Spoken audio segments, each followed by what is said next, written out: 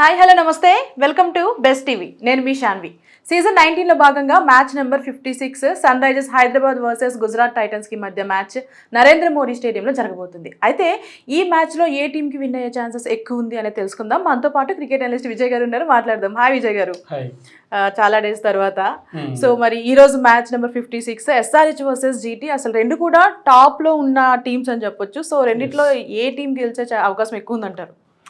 యాక్చువల్గా ఏంటంటే ఇప్పుడు ప్లే ఆఫ్స్ రేసు చాలా ఇంట్రెస్టింగ్గా మారిపోయింది. లాస్ట్ 2 వీక్స్లో ఎవరైతే టాప్లో ఉన్న 4 టీంలు ఉన్నాయో అన్ని మ్యాచ్లు ఓడిపోయినాయి, ఒక్క ఎస్ఆర్హెచ్ తప్ప. ఎస్ఆర్హెచ్ ఒక మ్యాచ్ గెలిచి 14కి వచ్చింది. కింద ఉన్న టీంలన్నీ కూడా గెలుచుకుంటూ ఇప్పుడు మిడ్ టేబుల్ చాలా ఇంట్రెస్టింగ్గా తయారైంది. ఇప్పుడు ఈ మ్యాచ్ రెండు టీంలకు కూడా చాలా చాలా కీలకం. ఈ మ్యాచ్ ఎవరు గెలిస్తే వాళ్ళు ప్లే ఆఫ్స్కి వెళ్ళిపోయినట్టే. ఇది ఒక రకమైనటువంటి క్వార్టర్ ఫైనల్స్ అనుకోవచ్చు. రైట్, ఇద్దరు ఎవరు గెలిచినా టేబుల్ అనేది చేంజ్ అయ్యే అవకాశం ఉందంటారు. టేబుల్ టాప్కి వెళ్ళిపోతారు. ఎవరు గెలిస్తే వాళ్ళు 16 పాయింట్స్ క్వాలిఫై కూడా అయిపోతారు. ఇంకా అన్డినయబుల్, ఇంకా 16కి వెళ్తే క్వాలిఫై అయినట్లే. Right, okay. ఇప్పటి వరకు హెడ్ టు హెడ్ ఎలా ఉందంటారు రెండు టీమ్స్కి? ఈ హెడ్ టు హెడ్ చూసుకుంటే జీటీ చాలా క్లియర్గా చాలా అంటే వాళ్ళకి ఫేవర్గా ఉంది. మొత్తం 7 మ్యాచ్లు జరిగితే 7లో 5 మ్యాచ్లు వాళ్ళు గెలిచారు. ఇదే నరేంద్ర మోడీ స్టేడియంలో జరిగిన 3 మ్యాచ్ల్లో కూడా 3 జీటీఏ గెలిచింది. ఓకే, కానీ ఈసారి పిచ్ ఫేవర్గా ఎస్ఆర్హెచ్కి ఉంది అంటున్నారు, ఏం చెప్తారు? అంటే ఎస్ఆర్హెచ్కి ఫేవర్గా ఉందని ఏం కాదు, జీటీకి ఫేవర్గానే వాళ్ళు రెడీ చేసుకుంటారు. ఎందుకంటే వాళ్ళ హోమ్ గ్రౌండ్ కాబట్టి ప్రతిసారి ప్రతి మ్యాచ్లో కూడా వాళ్ళకి అడ్వాంటేజ్ అనేది జరుగుతుంది. ఈ దాదాపుగా హోమ్ మ్యాచెస్ అన్నీ కూడా 1-2 మ్యాచ్ల తర్వాత అన్ని ప్రతిదీ గెలిచారు వీళ్ళు. జీటీ వాళ్ళు హోమ్ అడ్వాంటేజ్ పర్ఫెక్ట్గా వాడుకున్నారు. మిగతా టీమ్స్ చూస్తే కొన్ని మ్యాచ్లు ఆర్ఆర్ తీసుకోండి, కొన్ని గౌహతిలో ఆడింది, కొన్ని జైపూర్లో ఆడింది. ఆర్సీబీ తీసుకుంటే కొన్ని బెంగళూరులో ఆడింది, కొన్ని రాయపూర్లో ఆడింది. అలా కాకుండా ఈ టీం మాత్రం జీటీఏను ఎస్ఆర్హెచ్ రెండు కూడా హోమ్ అడ్వాంటేజ్ని కరెక్ట్గానే వాడుకున్నాయి. కాకపోతే ఈ మ్యాచ్ తర్వాత జరిగే అంటే ఈ మ్యాచ్ నుంచి ప్రతి మ్యాచ్ కూడా మన జీటీకి కూడా ఎవరైతే కంటెన్షన్లో ఉన్నారో వాళ్ళతోనే మ్యాచ్లు ఉన్నాయి. సిఎస్కే తోటి, కేకేఆర్ తోటి మ్యాచ్లు ఉన్నాయి. ఈ మ్యాచ్ చాలా కీలకం. ఎవరు గెలిస్తే వాళ్ళు క్వాలిఫైకి డైరెక్ట్గా వెళ్ళిపోతారు. Right right okay. మరి మా ఎస్ఆర్హెచ్లో చూసుకుంటే క్లాసన్ అసలు టాప్ పొజిషన్లో ఉండడం చెప్పొచ్చు. నియర్లీ 450+ రన్స్ చేశాడు, 473 సంథింగ్. Orange cap holder. అవును. సో మరి ఆయన్ని ఎట్లా ఆపగలరు మీ బౌలర్స్? అంటే ఎలాంటి బౌలర్స్ ఉన్నారు అంటే బౌలర్స్ ఎవరైనా కానీ అటువైపు రషీద్ ఖాన్ కానీ, లేకపోతే హోల్డర్ కానీ, సిరాజ్ కానీ, మీకు ఈ మ్యాచ్లో ఎవరైతే మిడిల్ ఓవర్స్ బాగా ఆడతారో ఈ రెండు టీమ్స్లో ఆ టీంకే ఛాన్స్ ఎక్కువ ఉంటాయి. ఎస్ఆర్హెచ్ మిడిల్ ఓవర్స్ బాగా ఆడాలంటే వాళ్ళ దగ్గర ఉన్న ఒకే ఒక ఆయుధం హెన్రిక్ క్లాసెన్. హెన్రిక్ క్లాసెన్ కనుక ఈ మ్యాచ్ బాగా ఆడితే, అంటే ఎక్కువసేపు క్రీజ్లో ఉంటే ఎస్ఆర్హెచ్ ఈజీగా గెలుస్తుంది. ఎందుకంటే మిడిల్ ఓవర్స్లో రషీద్ ఖాన్ ఈ 4-5 మ్యాచ్ల్లో విపరీతంగా వికెట్లు తీస్తున్నాడు.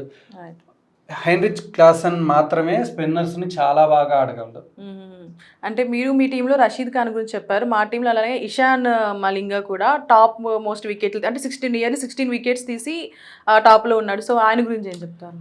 ఇషాన్ మలింగా చాలా బాగా బౌలింగ్ చేస్తున్నాడు. అతను చేంజ్ ఆఫ్ పేస్ కానీ, అతను ఖచ్చితమైనటువంటి బాల్స్ వేస్తున్నాడు, మంచి లైన్ అండ్ లెంత్ వేస్తున్నాడు. కాకపోతే కంపేర్ చేసుకుంటే అటువైపు కూడా జీటీలో కూడా మనకి జేసన్ హోల్డర్ వచ్చిన దగ్గర నుంచి కూడా ఈ టీము పవర్ ప్లేలో కానీ జేసన్ హోల్డర్ ఎప్పుడు వేసినా కానీ, పవర్ ప్లేలో వేసినా, డెత్ ఓవర్స్లో వేసినా, మిడిల్ ఓవర్స్లో వేసినా వికెట్స్ ఎక్కువగా తీస్తున్నాడు. జేసన్ హోల్డర్ వచ్చాకే జీటీ ఫేట్ మారింది. కాబట్టి ఇషాన్ మలింగాని మ్యాచ్ చేసే బౌలర్ అటువైపు కూడా ఉన్నారు. ఓకే, అంటే స్టార్టింగ్ లో అసలు ఎస్ఆర్హెచ్ ప్లే చూసి చాలా మంది కామెంట్స్ చేశారు, అంటే చూసాం కదా, అంటే ఇంత వర్స్ట్ గా ఆడుతుంది ఏంటి అనుకున్నారు. కానీ తర్వాత ఇచ్చిన కంబ్యాక్ అనేది బాగుంది కాబట్టి, సో ఇప్పుడు ఏం చెప్తారు ఎస్ఆర్హెచ్ గురించి? అంటే ఎస్ఆర్హెచ్ మనం ఫస్ట్లోనే ఆ ఫస్ట్ 4 మ్యాచ్లు 3 మ్యాచ్లు ఓడిపోయినప్పుడు కూడా మనం ఒకటే చెప్పుకున్నాం, ఈ బౌలింగ్ లైనప్తో అయితే ఎస్ఆర్హెచ్ ఎక్కడికి వెళ్ళలేదని. అప్పుడు ఫస్ట్ మనం రివ్యూ చేసేటప్పుడు కూడా చెప్పుకున్నాం, ప్యాట్ కమిన్స్ వచ్చేదాకా ఈ కష్టం ఉంటుంది. ప్యాట్ కమిన్స్ వచ్చిన తర్వాత అతను బౌలర్గా ప్లస్ కెప్టెన్గా 2 రకాలుగా ఎసెట్ అవుతాడు అని. ఎప్పుడైతే ప్యాట్ కమిన్స్ వచ్చాడో అప్పటి నుంచి కొంచెం టీమ్ మొరాల్ బూస్ట్ అయింది, వాళ్ళు కూడా విన్నర్స్ లాగే ఆడుతున్నారు. కాబట్టి ఇది చాలా ఈవెన్ మ్యాచ్. జీటీకి ఎస్ఆర్హెచ్కి చాలా ఈవెన్ టీమ్ ఈక్వేషన్ కూడా. వాళ్ళ టాప్ ఆర్డర్ చాలా బాగుంది, వీళ్ళ టాప్ ఆర్డర్ చాలా బాగుంది. వాళ్ళ బౌలింగ్ బాగా వేస్తున్నారు, వీళ్ళు బౌలింగ్ బాగా వేస్తున్నారు. వీళ్ళ దగ్గర కూడా మంచి స్పిన్నర్స్ ఉన్నారు, శివాంగ్ కానీ హర్ష్ దూబే కానీ, వీళ్ళు కూడా ఆ పిచ్ మీద గ్రిప్ అయింది కాబట్టి మంచి ఉపయోగపడే బౌలర్స్ అవుతారు. రైట్. మీరు అన్నట్టు ప్యాట్ కమిన్స్ వచ్చిన తర్వాత అసలు చాలా చేంజ్ వచ్చింది ఎస్ఆర్హెచ్లో అని చెప్పొచ్చు. అంటే ప్యాట్ కమిన్స్ కూడా one of the world cup winner అని చెప్పొచ్చు, అంటే దానికి ఒక కెప్టెన్ అని చెప్పొచ్చు. సో అదే కాక ప్యాట్ కమిన్స్ ఆ స్టేడియం అంటే బాగా ఇష్టం, అక్కడ ఉన్న జనాలను సైలెంట్ చేయడం బాగా ఇష్టం. వరల్డ్ కప్ లో ముందే స్టేట్మెంట్ ఇచ్చి మరి ఆ స్టేడియంలో అందరినీ సైలెంట్ చేస్తానని చెప్పి ఆ వరల్డ్ కప్ ఫైనల్ మ్యాచ్ ముందు స్టేట్మెంట్ ఇచ్చాడు, దాన్ని నిలబెట్టుకున్నాడు. కాకపోతే ఈసారి ఎస్ఆర్హెచ్ ట్రాక్ రికార్డు 0-3గా ఉంది కాబట్టి ఫస్ట్ విన్ అక్కడ రావాలని ఆశిస్తున్నాం, చూద్దాం. ఓకే, మరి జీటీలో శుభం గిల్ కి ప్యాట్ కమిన్స్ కి ఏంటి డిఫరెన్స్ అంటారు? అంటే రెండు టీమ్స్ లో కెప్టెన్స్ ఎలా ఉన్నారు? క్యాప్టెన్సీ పరంగా చూస్తే నాకు తెలిసి ప్యాట్ కమిన్సే కొంచెం బెటర్ క్యాప్టెన్.